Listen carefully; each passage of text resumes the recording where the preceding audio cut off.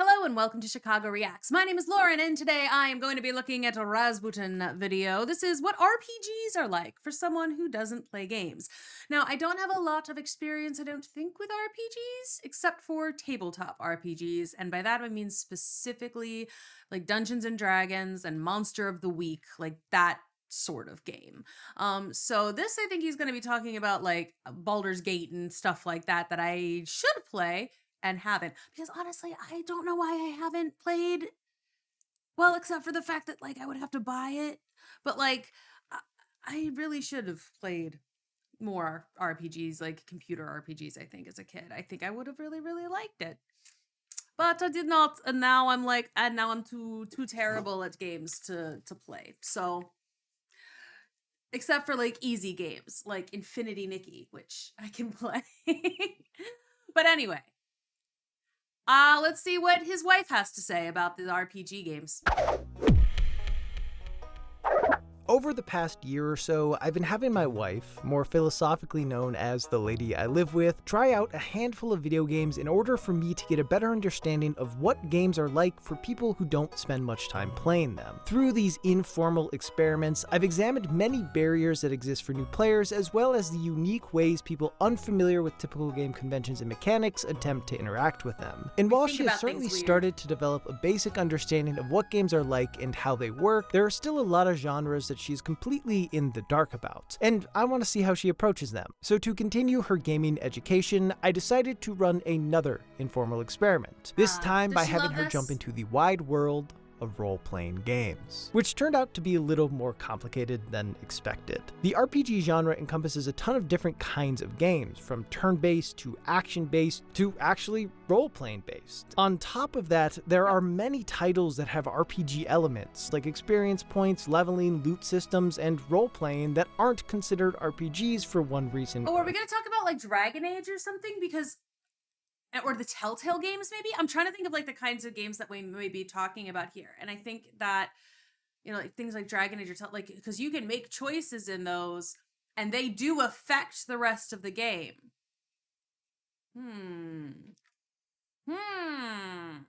Another. My point is, it gets a bit muddied, especially when you consider that a fair amount of people define an RPG as a game where players assume the role of a fictional character on an adventure, which, as it turns out, is every game ever. So I aim to go with a sampling of relatively iconic— Except for not necessarily, because like I feel like the part, for me at least, if it's a role-playing game, your choices make a difference, you know? Like your choices matter in the grand scheme of what you do, and whatever you do or say as the character will affect what the other characters do or say. So like, if what you do and say doesn't affect the end of the game, or it doesn't affect how you get there, then it's not really a role-playing game. I think that it has to like stop you.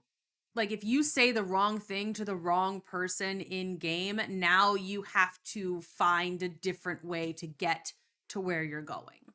I think to be a proper role-playing game, creativity might be necessary.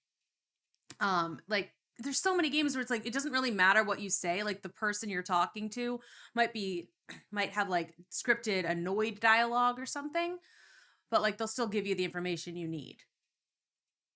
Does that make sense? Am I crazy? Titles, and also just ones that I like a lot that represent some of the major types of RPGs. Those— Sorry, I almost died. Fine. I got water now, even though it's in a mule cup. Games being Pokemon Fire Red, Child of Light, Divinity Original Sin 2, Disco Elysium, Outer Worlds, Final Fantasy VII, Final Fantasy VII Remake, and, so that I could put Sans in the thumbnail, Undertale. Along with being examples of some of the major kinds of RPGs, I also chose these games because each of them start off quickly, making it so my wife could just play and not have to sit through an hour of cutscenes and 5 hours of tutorials. Sorry, Persona 5 fans. It's nothing personal. Like always, I sat back as a relatively silent observer, only giving advice when it was clear that our marriage would be in trouble if I didn't. So this— fair— is how it went. Okay, great.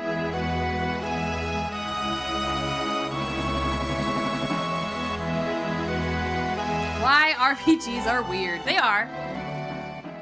And again, I might have like just because of how I'm like what I usually play, like because of the D&D and Monster of the Week and like that kind of thing. That might be why the way that I think of RPGs is a little different. And it might not be correct if like skill trees is what you need, you know? But again, I don't know. I think it just matters what you say. I think it has to matter what you say and do. There should be multiple endings. Or at least multiple this paths. Experiment, I conducted an incredibly professional survey to determine which RPG would be the best starting point for my wife. And by professional survey, I mean I asked people on Twitter what RPG they would have a non-gamer start with. And a surprising amount of folks responded with Undertale, which I found interesting because I think a big part of what makes Undertale so special is how it toys with and subverts typical RPG tropes. My instinct was that it would be a terrible place for a non-gamer to start as they wouldn't be familiar with what the game was subverting. So obviously, that's the first one I had her play. And it actually had a small payoff within the first couple minutes when Flowey explains how the player can gain LV, an abbreviation most players will assume is for level. But as that hasn't been reinforced for her from years of playing video games, she called out the punchline without even knowing it was a joke. Love? Is that love? Gain a lot of love? Oh. Okay. She gets games. Wow. Wow, got it. I did think it was head, level. which, as I had guessed, led to her not appreciating the game in the same way I and tons of other people did. For example, where I found it funny that Toriel solved all the puzzles in the ruins, my wife found it boring and felt like she was barely even playing a game. Also, during my first playthrough, I thought it was really interesting that I could solve encounters through means other than combat, but she found those interactions to be incredibly strange. When does it get fun? You earned 0 XP and 0 gold. That sucks. I offered a frog a compliment, and I won. The novelty of the game was lost on her, as she didn't I think really that's know fun. what to expect. Okay, I've never actually played Undertale. I've heard of Sans and Papyrus. Like, I've heard of them.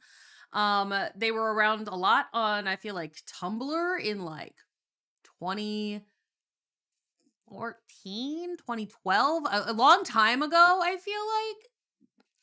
But I never actually looked into this game to play it. I did learn that like the story is really good and there is like an interesting twist, but I don't remember what that twist is. It's like Sans like you're a bad guy or something. I don't remember. Also, I don't remember which one is Sans. It's the short one or the tall one. From RPGs in general, she was just confused on what the game was trying to do. To her, everything seemed weird and random for the sake of being weird and random. As for how she engaged with monsters, she didn't kill anything as that is how Toriel told her to play. That is, of course, until she got to the actual fight against Toriel, and after trying to spare Goat Mom a handful of times, she eventually got frustrated that nothing new seemed to be happening and decided to murder her. This part of it was similar to my first playthrough, but the main difference was that after killing Toriel, I defaulted into the typical RPG mode of killing most of the things I came across, where my wife went back to how she played before killing Toriel as it was what she was most familiar with.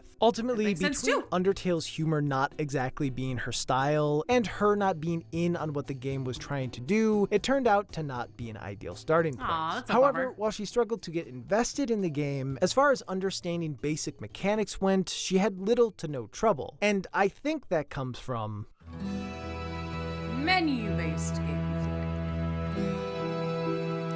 Should I play Undertale? I mean, it's so old now. Experiments, navigating play spaces while simultaneously needing to react to incoming threats with precise button inputs has been one of the most difficult challenges for her. She hasn't spent enough time playing games to feel fully comfortable in those sorts of scenarios. So while these moments are often exhilarating due to the threat of failure being just one pixel away, they can also lead to a fair bit of frustration. That's my face when I play games.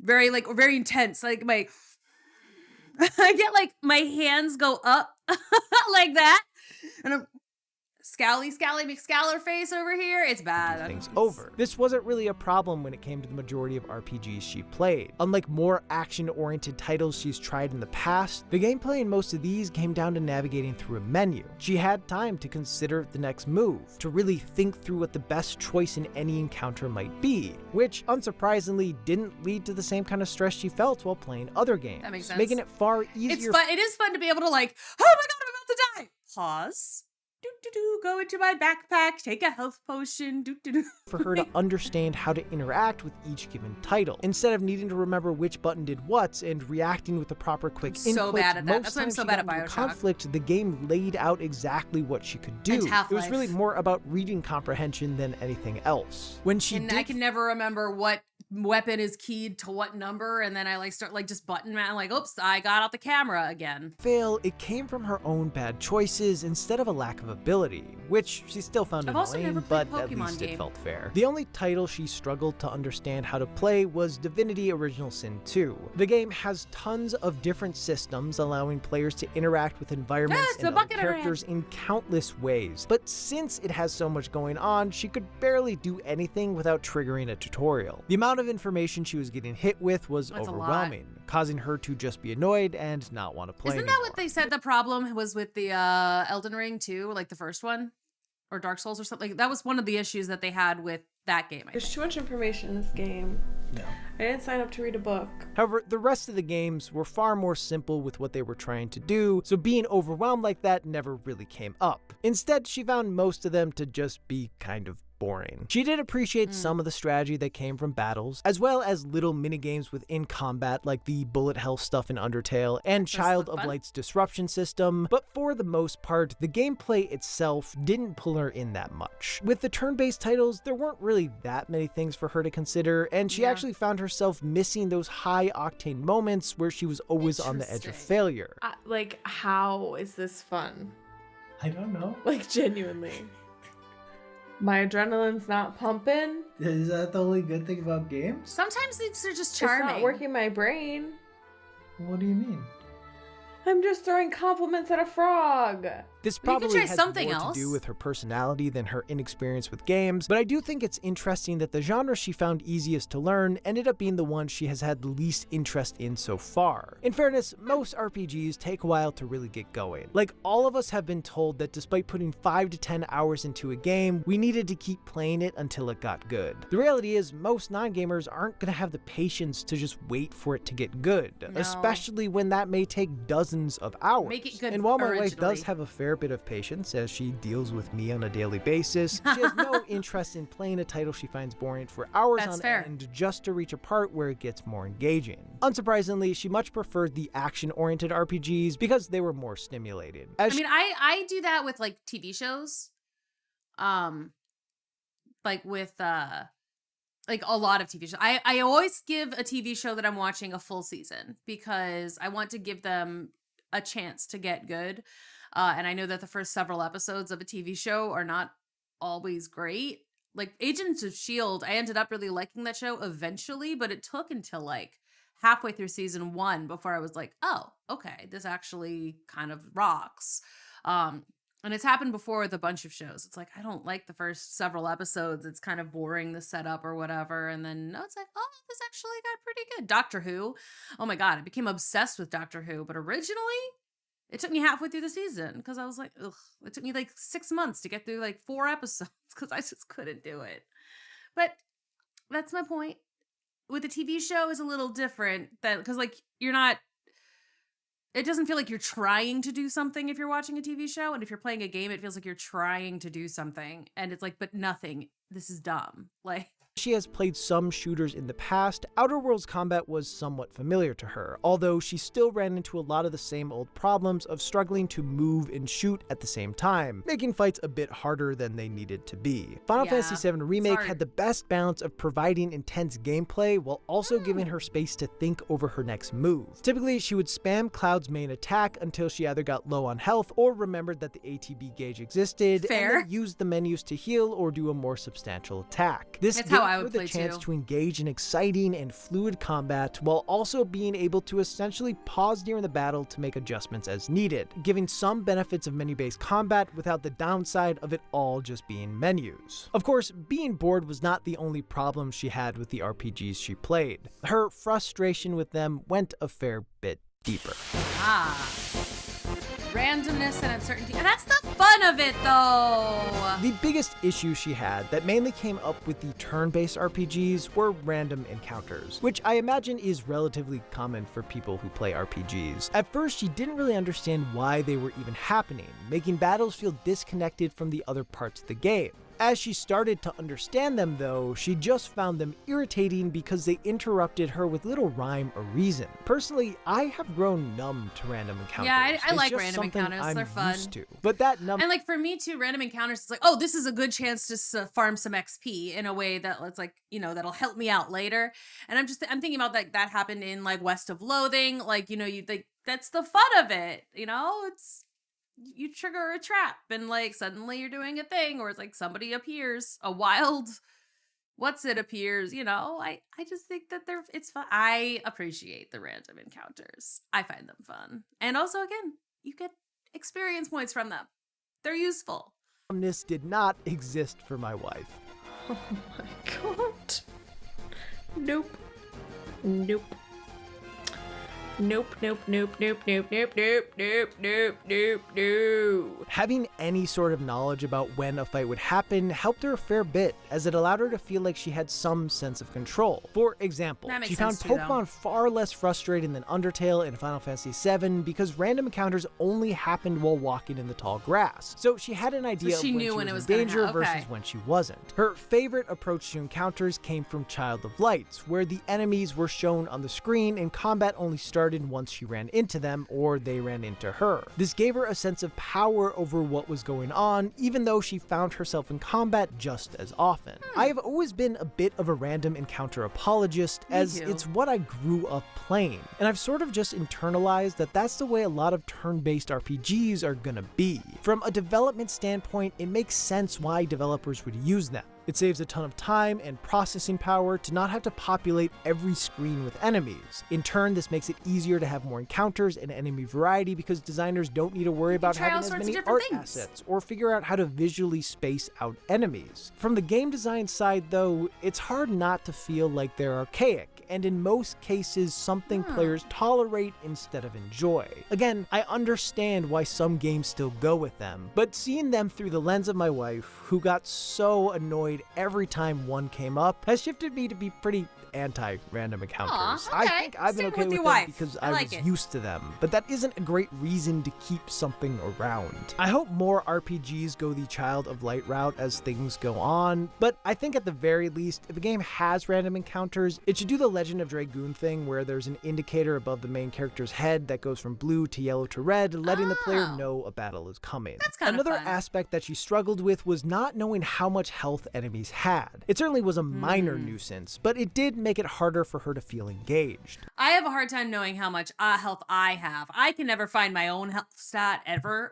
Like, it gets bad. With Final Fantasy VII then I and die, Child and of I'm like, Light, she oh, couldn't always oops. tell how well or poorly she was doing. So, especially with longer fights, she spent most of the time wondering if she was doing something wrong until it ended one way or another. That would be A similar thing frustrating. happened with the battles in Undertale, primarily when she was trying to make peace. There isn't a progression meter that says how close the player is to being able to spare a monster. Instead, it uses text to indicate if something is working or not, which is a cool approach. But she found it a bit annoying because she didn't have a Okay. grasp over how well something was working or how Yeah. close she was to winning. It's helpful to like have the DM tell you that the monster you're fighting is bloodied. Like, it is good to have that metric. I can see why that would be really because like if you don't know, it's like, well, what am I doing? Like, yeah, I feel that hard. Until it was over. Of all the turn-based games she played, she appreciated Pokemon's battle system the most because she could see approximately how much health her opponent had at all times, which made it so she knew if she was on the right path during battles. Having all the information laid out in front of her actually made things more intense because she could always see how close she was to victory or failure. There was no confusion that pulled her out of fights, and that knowledge led to her taking risks in battle and sometimes even getting a little too greedy in a close fight. Oh, dang.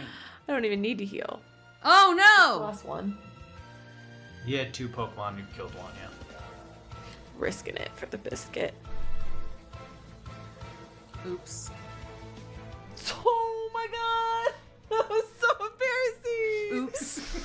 Oops. While I don't think a game not having enemy health bars is a flaw of any sort, I have noticed that non-gamers do a lot better when the feedback they get from any given action is clear and defined, because it is common for them to have a fair bit of doubt over whether or not they're doing things correctly. Yes, exactly so far, that. I've mostly focused on the combat side of things, as that was the core of the majority of the titles she played. However, a few games did actually focus on role-playing, and it was really interesting to see how it gave her a different perception of failure in video games. In her past experiences, failure typically came from dying, the punishment of which was needing to replay a section over again. But when she ran into some sort of failure while role-playing, it led to actual consequences that weren't just doing something over, like being forced to kill a guard after failing to talk her way out of a situation, or being forced to kill a whole bunch of guards after not being able to talk her way out of a situation, or worst of all, making Kim Kitsuragi disappointed.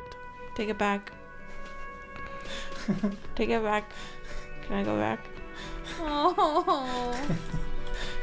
It wasn't the kind of failure she was used to Kim. in games, and due to that, it was her immediate instinct to want to redo things in the hopes of getting a better outcome. With that said, unfortunately, she didn't get all that attached to the more role-play heavy games I had her try because of their general weirdness and settings. As it turns out, while it's one of my favorite games of the past 10 years, Disco Elysium is not everybody's jam. You should have had her do Baldur's Gate.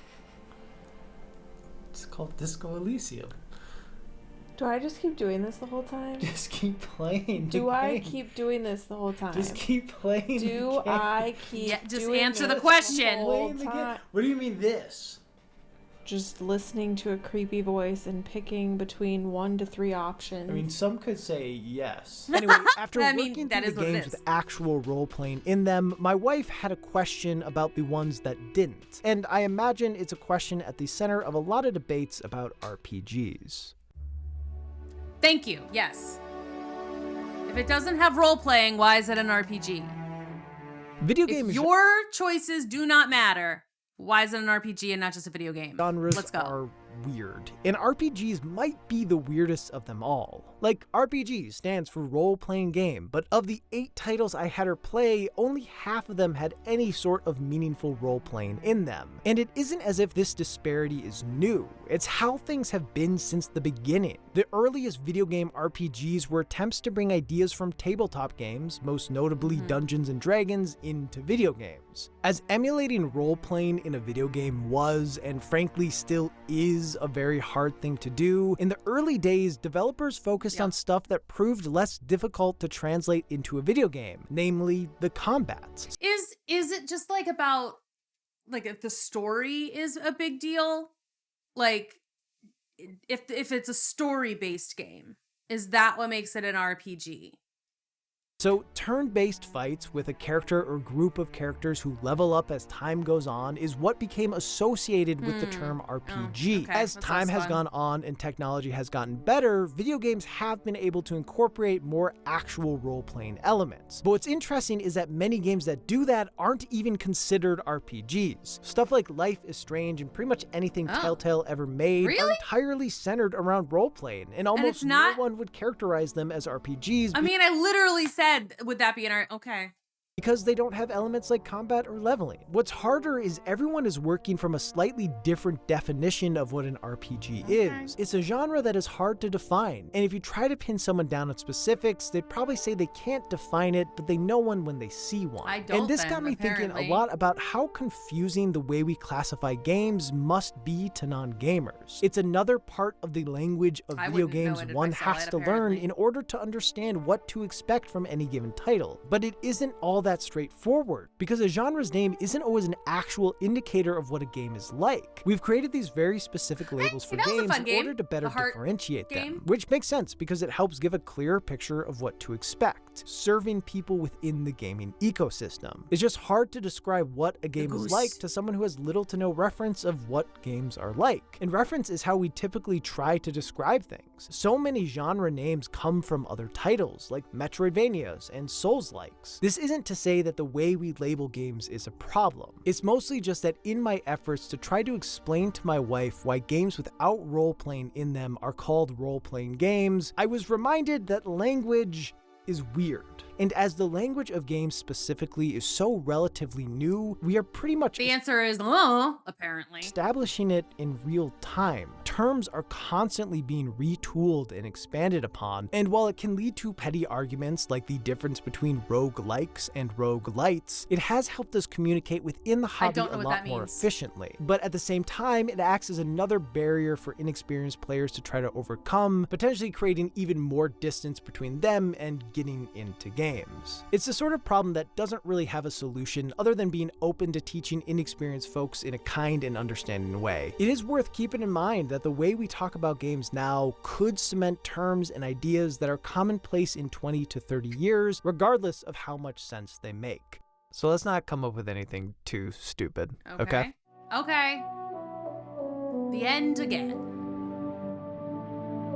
We'll try not to My come up with main anything too takeaway stupid. with this experiment is that RPGs, primarily ones focused on turn-based combat, are one of the easiest starting points for inexperienced players, as they mostly just rely on reading skills and don't ask for too many complicated inputs. However, chances are that someone who doesn't play tons of video games isn't going to be as interested in them because they are probably looking for something a bit more exciting. At least that was my wife's experience. As a whole, this experiment has been the hardest I've done so far, because the through line of RPGs isn't as clear as I thought it was. Really, in this experiment where I was hoping she'd experience a role-playing game, I feel like she barely did, because with the few titles that had it, the barrier of entry was either too high or too weird for her. So I guess that means for the next experiment, I'm gonna have to make it a little more custom, and move out of the realm of video games for a bit to take it back to pen and paper. All right, so the first thing we got to do is pick your class, and then we can kind of figure out everything else to like mesh with that. This is my D&D binder. This is one of my character sheets. We have fun. I've got so many character sheets. Oh my god. Look, this is some of my notes. I've got it right here with me. I'm literally, after in an hour, I'm gonna go play some D&D. That's where I'm at. Well, I'll be an archer. Okay, you can be a ranger. And I would like a pet bear. Okay, you can have that. Oh, she's listened to some Critical Role, hasn't she? Named? Honey. That's cute. What? Yeah, I mean, it sounds like a good bear name. That's cute. Hello, it's me, Razbuten, the bag guy. Razbuten bag, the bag guy. bag. Do I say bag weird? As some of you might know, I am a part of Nebula, which is a streaming service made and owned by us creators. It gives us a place to post our work without having to worry about demonetization or the algorithm, and it gives viewers a place to watch some of the best creators out there, like Jacob Geller, Super Bunny Hop, Tearzu, and many others, all ad-free. And you can watch me on there too. In turn, this allows us to experiment with the stuff we make, like doing projects on more niche topics that wouldn't do well on YouTube, and having extended cuts of videos. For example, the Nebula version of this video ends with a montage of clips from my wife's playthroughs instead of this ad. And what's even better is that we partnered with this video's sponsor, CuriosityStream, in order to offer what is maybe the best deal on the internet. Right now, if you sign up for CuriosityStream, you not only get access to the thousands of incredible documentaries on their site, but you also get a free membership to Nebula. Currently, you can get 26% off by clicking the link in the description, which comes out to less than $15 for the year. Like the whole year. On its own, CuriosityStream is great. Pretty good. Its library is ever expanding, and there are good documentaries on pretty much every topic you could imagine. I just watched one called The Joy of Winning that is all about finding methods to calculate consequences in order to then get what you want. It's a really interesting exploration of mathematics and game theory, and instead of utilizing what I learned in any sort of meaningful way, I'm going to use it all to be better at board games than my friends. Look, for less than $15 a year, you can get all the great stuff on CuriosityStream, as well as tons of extra content from awesome creators over on Nebula. It's an incredible deal, and it really helps support this channel. So give it a shot. Anyway, thanks to CuriosityStream for sponsoring this video. For all of you still here, thank you. I appreciate your support and viewership. Also, this channel is made possible because of my patrons, so thank you to everyone who supports over on Patreon, and a special shout out to Elfinrez for being an honorary Games-Razbuten. I appreciate you. All right, that is all from me, so have a good day and or night, and I will see you in the next one. All right. Bye-bye. All right. That was interesting. I was very wrong about what a RPG was, apparently. Very incorrect. So there's that from me. I was so wrong. Okay. Well, at least I know that now. And I find these interesting. I always do find these interesting, these videos. Because I am a non-gamer, but apparently I think I have a different view of things in some ways than his wife. Like sometimes we're right on the same page, me and her.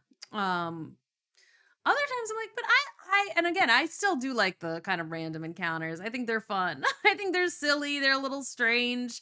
I kind of like the not knowing. But I am a chaos gremlin, so. Anyway, thank you so much for watching. I do hope you enjoy this. When this video goes up, it will be my birthday. Ha ha ha ha. So happy birthday to me. I'll see you in the next one. Bye.